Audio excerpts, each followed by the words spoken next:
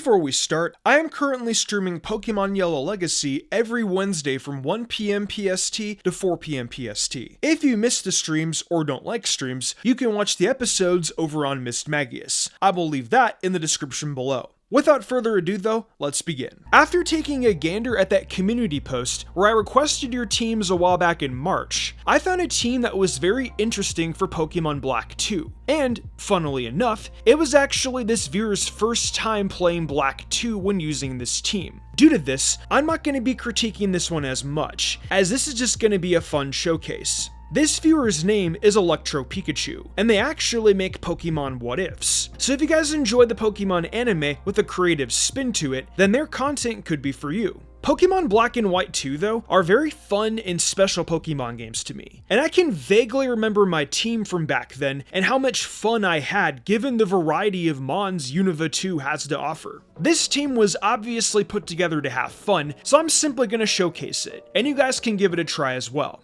Electro's starter for Pokemon Black and White 2 was Samurott. I've gotta say, before Hisui and Samurott, I used to not really like this Pokemon period. But after Hisui and Samurott, it started to grow on me after I spammed Cecil's Edge enough times. So I now enjoy the quadruped aspect of this Pokemon, and thus have developed some love for Samurott's Univing counterpart as well. Samurott is actually pretty solid for a Univin playthrough, because for one, you don't have to worry about a water type, considering most of the good ones in Unova 2 are late game, and two, you start leveling it immediately. It just sucks that against the first few gym leaders, it doesn't really have a lot of usage typing wise, but having over base 100 in both its physical and special stat makes it a pretty formidable Pokemon to use with a decent coverage pull to boot. The next mon Electro chose was Unfezant, and I have my gripes about this mon, as some of you probably do as well. But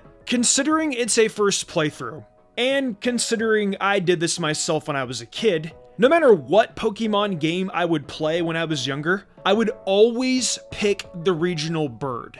It did not matter. It was like a staple to me that I had to have a Staraptor or Pidgeot on my team, and on the occasional Johto run, Noctowl. Heck, I even used an Unfezant on my first playthrough of Pokemon White. And, as it turns out, Electro was pretty young when making this team, so he did the same exact thing I did, picking the regional bird. I guess it's just one of those habits we have as kids that we do. Another reason Electro chose Unfezant was due to the fact Ash owned one. I don't know if you guys can relate to this, but I know I can, because I always picked mons that were from the anime. And I just had it cemented in my head at the time that I needed to have Ash's regional bird on my team, no matter what game I played through. The same thing also applies to having the starter Pokemon on my team no matter what as well. Whenever I play a new game, I still do that. There always has to be a starter on the team. It's just something I've had ever since I was a kid. Anywho though, with Unfezant, yeah. Game Freak made it a special attacker with amazing physical attack. It does have good normal physical stab with moves like Return, but its flying stab is pretty atrocious, with its best option being Aerial Ace. I wish you were more like Fearow and you got Drill Peck instead, but alas.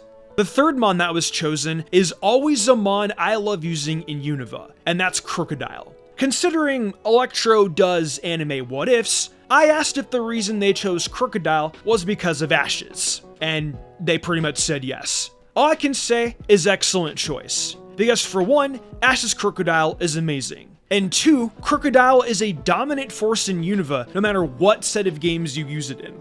Moxie with Stab Crunch and Stab Earthquake is very solid. Not to mention Krookodile also has great matchups for a lot of the important battles, mostly the Elite Four. Krookodile is also a best team member, so it makes sense as to why it would be one of this team's MVPs. Funnily enough though, Electro told me Krookodile didn't have Moxie, it actually had Intimidate. And the battle it performed the best in was surprisingly against Marshall of all trainers. Crook apparently brought home the gold against Marshall, so that's awesome. Pokemon can be pretty unpredictable sometimes. Regardless, Krookodile is still good, and I am still legitimately surprised it was an Intimidate one and not a Moxie. Starting the second half of this team, we have an evolution, being Umbreon. I love Umbreon with every fiber of my being, but man, is it hard to use for in-game runs because it lacks the attack power to really do anything. I also just find it boring to run Toxic Stole on an in-game team unless I'm playing a really difficult ROM hack or something. But using your favorite Pokemon is always fun, and I've used this Demon Dog on a plethora of playthroughs. Evolving it was always somewhat tedious for me, but seeing that design on screen was always worth it. I wouldn't be surprised if Umbreon saved Electro in a tight pinch though, because of those defenses, especially playing through Black 2 for the first time. The unpredictable aspect of not knowing what the other trainer will have and having Umbreon there to block the hit is always satisfying. Electro told me that Umbreon held its own pretty well in the Pokemon World Tournament, and honestly, that makes a lot of sense given its bulk. Umbreon in Colosseum is especially amazing for that reason. In the penultimate spot, we actually have another flyer, being Altaria. Altaria's design is amazing, so I can definitely see that aspect playing a big part as to why Electro chose this cotton bird for their team. I am curious if Altaria had any clutch moments, maybe against the Elite Four possibly, maybe it had D-Dance or something and swept Iris. This team is just so random and fun that anything can happen really. It doesn't help that Altaria isn't the greatest mon, but it doesn't matter when you're playing vanilla for fun.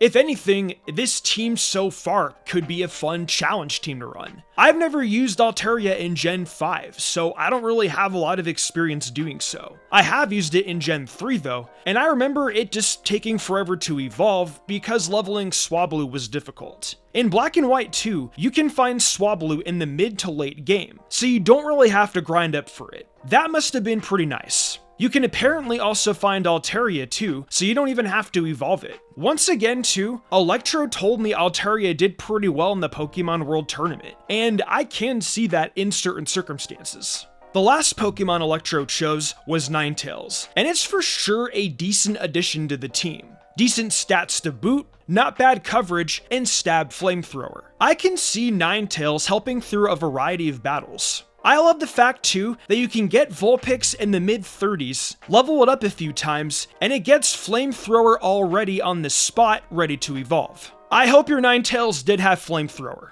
The fact it also gets Energy Ball and Extra Sensory at decent times too is good coverage wise. I can imagine there being some moments of struggle and having these coverage moves to bail you out. This team is definitely a challenge run team in my opinion, so having coverage like that will probably come in clutch for you. Ninetales is also just amazing design wise, and is still one of my favorite mons even now, so I can see the design aspect playing a part as to why you wanted to run it on your team. Anyways, that was ElectroPikachu's team for Pokemon Black and White 2. This is definitely a team filled with favorite mons and has that childhood touch on it. Childhood teams are always my favorite teams to cover because it really gives you a sense of nostalgia and it becomes really relatable fast because when we were kids, we didn't really know what we were doing.